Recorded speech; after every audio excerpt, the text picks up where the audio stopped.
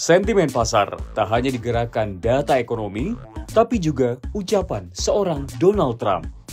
Dari kritik terhadap kripto hingga janji menjadikannya aset strategis nasional, manuver sang Presiden Amerika Serikat bikin pelaku pasar bingung sekaligus berharap. Lalu, kemana sebenarnya arah Trump membawa aset digital ini? Ya, kebijakan perang tarif dagang yang dilontarkan Trump antara Amerika Serikat dan China terus membuat pergerakan signifikan terhadap kripto termasuk Bitcoin. Padahal para pelaku bisnis aset kripto yakin kalau Donald Trump terpilih, maka nasib mereka akan lebih baik. Sayangnya semua itu hanya mimpi. Aset kripto yang sempat mencapai titik tertinggi pada bulan Desember 2024 terus merosot. Apalagi setelah Trump membuat kebijakan kontroversial. Laman CoinDesk menyebutkan saat pemerintahan Trump menetapkan kebijakan tarif pada hari Rabu 2 April 2025, banyak yang pesimistis tentang kondisi ekonomi secara umum, termasuk harga kripto secara khusus. Harga Bitcoin misalnya, yang telah menurun secara signifikan di bawah pemerintahan Trump, bertentangan dengan ekspektasi para investor ketika Trump mulai berkuasa.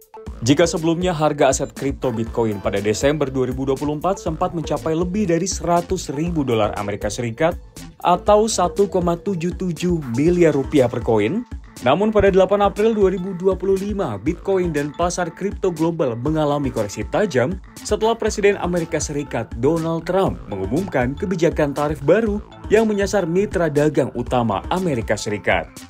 Bitcoin mendadak tergelincir tajam hingga 12% hanya dalam beberapa hari setelah Presiden Amerika Serikat Donald Trump mengumumkan banjir tarif terhadap sejumlah negara. Langkah ini memicu efek domino tak hanya ke saham, tapi juga ke aset kripto seperti Ethereum, XRP, dan Solana. Trump menargetkan impor dari China, Jepang, dan Vietnam yang langsung mengundang respons negatif dari pasar. Investor cemas bahwa langkah ini akan mengganggu rantai pasok global, memicu inflasi, dan memperlambat pertumbuhan ekonomi dunia.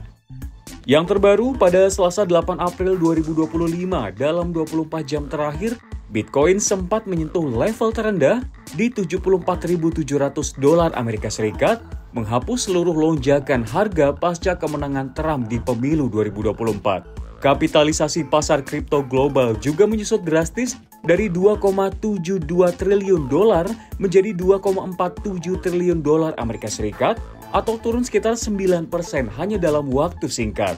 Sementara itu, tak berselang lama, pasar kripto kembali menampilkan drama menegangkan.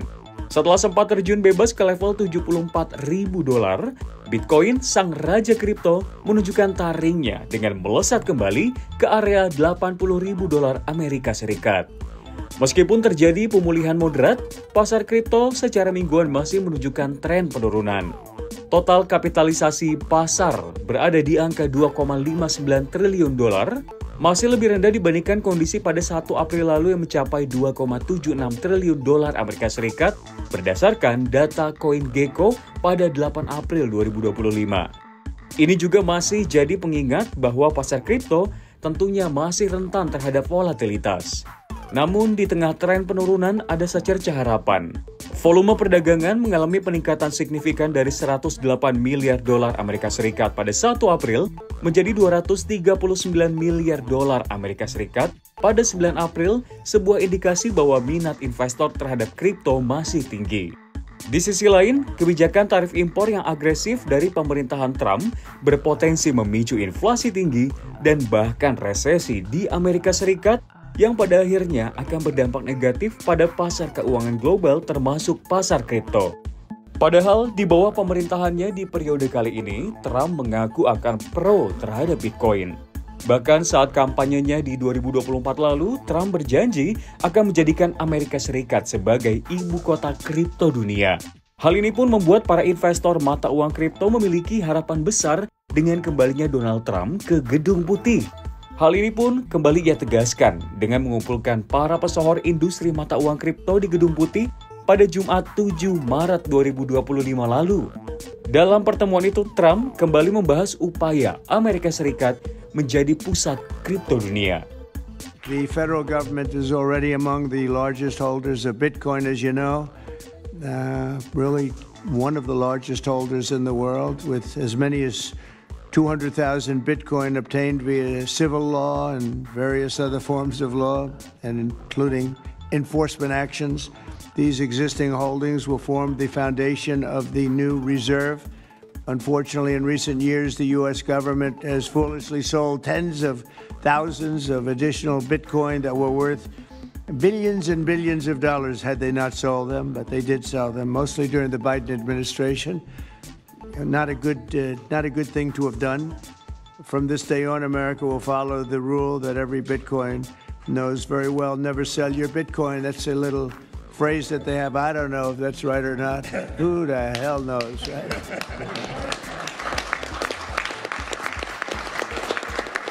Who knows? Who knows? But so far, it's been right. And well, let's keep it that way. The Treasury and Commerce Departments will also explore new pathways to accumulate additional Bitcoin holdings for the reserve, provided it's done at no cost to the taxpayers. We don't want any cost to the taxpayers. In addition, my order directs federal agencies to conduct an inventory of all crypto assets currently held by the U.S. government and determine how they can be transferred easily to the Treasury. Non-Bitcoin digital assets will be held in a new U.S. digital asset stockpile where they will be managed properly. My administration also is working to end the federal bureaucracy's war on crypto. Namun, kebijakan perang tarif dan juga perang dagang dari Trump kembali was-was akan kebijakan dan keberpihakan Trump pada aset digital yang terdampak tarif perang dagang baru-baru ini. Trump kembali meyakinkan para pendukungnya dengan menandatangani undang-undang yang membatalkan aturan Internal Revenue Service atau IRS terkait laporan transaksi aset kripto pada 10 April 2025 lalu. Aturan IRS diperkenalkan di akhir masa jabatan Presiden Joe Biden dan direncanakan mulai berlaku pada 2026. Regulasi ini memperluas definisi broker, mencakup platform DeFi yang beroperasi otomatis melalui protokol perangkat lunak tanpa entitas terpusat. Tujuannya meningkatkan kepatuhan pajak di sektor kripto dengan mewajibkan pelaporan transaksi pengguna. Namun, komunitas kripto menilai aturan ini tidak realistis dan bisa menghambat inovasi. Platform DeFi memungkinkan interaksi langsung antar pengguna tanpa perantara, sehingga sulit mengumpulkan dan melaporkan data sesuai aturan. Ada kekhawatiran regulasi ini akan mendorong perusahaan kripto pindah dari Amerika Serikat untuk menghindari kewajiban pelaporan yang ketat. Ya, Presiden Amerika Serikat Donald Trump memang sangat berupaya melakukan branding untuk dirinya sebagai sosok yang pro-kripto. Padahal sebelumnya Trump menyebut kripto sebagai penipuan. Donald Trump bikin dunia kripto geger. Dari yang sebelumnya kontra, kini sikapnya berubah drastis menjadi pro-Bitcoin. Seperti yang diketahui saat masih menjabat sebagai Presiden Amerika Serikat tahun 2019, Trump terang-terangan menolak Bitcoin. Ia menyebut kripto bukanlah uang, terlalu volatile, dan rawan disalahgunakan. Bahkan ia khawatir aset digital ini bisa merusak dominasi dolar Amerika. Namun semua berubah ketika Trump lengser dari Gedung Putih di jabatan pertamanya. Memasuki tahun politik 2024 hingga 2025, Trump mulai mengambil posisi yang tegas terhadap beberapa isu krusial di dunia keuangan digital. Salah satu yang paling menonjol adalah penolakannya terhadap CBDC atau Central Bank Digital Currency.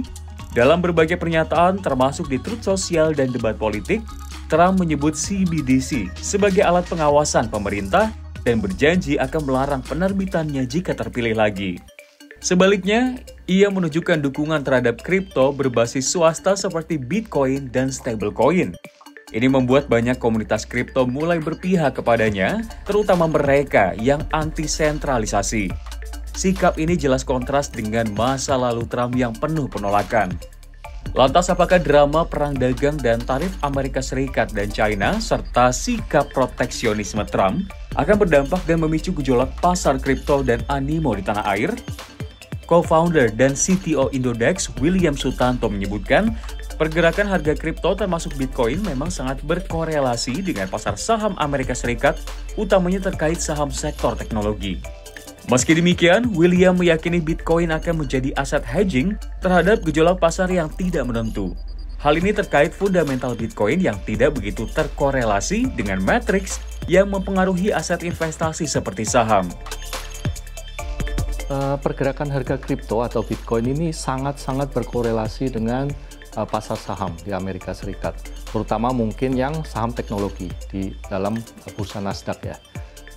Tapi menurut saya sih sangat optimis bahwa Bitcoin itu nanti akan menjadi sebuah aset, bisa dikatakan hedging terhadap situasi finansial yang tidak menentu seperti saat ini. Jadi ini menurut saya bisa menjadikan Bitcoin sebuah opsi instrumen investasi yang lain, di mana bahwa fundamental dari Bitcoin itu sebetulnya tidak begitu terkorelasi dengan matriks-matriks yang biasa dipakai di industri finansial yang lainnya. Gitu. Jadi dalam jangka panjang, menurut saya Bitcoin ini bisa menjadi salah satu alternatif. Bahwa 2025 ini cycle-nya masih akan berputar gitu. Maksudnya kalau di industri kripto kita punya istilah 4-year cycle. Bahwa biasanya all time high dan all time low itu terjadi setiap 4 tahun.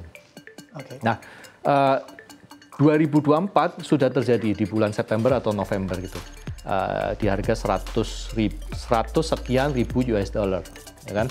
Tapi apakah itu sudah all time high? Nah itu biasa orang yang bertanya ini, apakah 2024 ini cycle all time high-nya sudah selesai, atau akan terjadi lagi? Sementara itu, Direktur Utama PT Sentra Bitwiwi Indonesia, Hamdi Hasyarbaini, juga mengamini bahwa di tengah gejolak pasar imbas perang dagang Donald Trump, masih terlihat prospek investasi aset kripto, khususnya Bitcoin. Hal ini lantaran berada di bawah pemerintahan Donald Trump yang berpihak pada kripto. Ia juga menilai demi kemajuan aset kripto di Indonesia, pemerintah Indonesia harusnya memberikan kebijakan bagi kripto yang serupa layaknya saham. Di 2019, Trump melakukan hal yang sama, kemudian orang mencari Bitcoin sebagai safe haven. Dan sekarang hal yang sama terjadi. Jadi memang terjadi volatilitas, tapi kan orang melihat Bitcoin ini sebagai salah satu alternatif pilihan investasi. Nah sekarang karena kripto itu sudah menjadi aset keuangan, harusnya pelakuannya sama kayak aset keuangan yang lain seperti saham.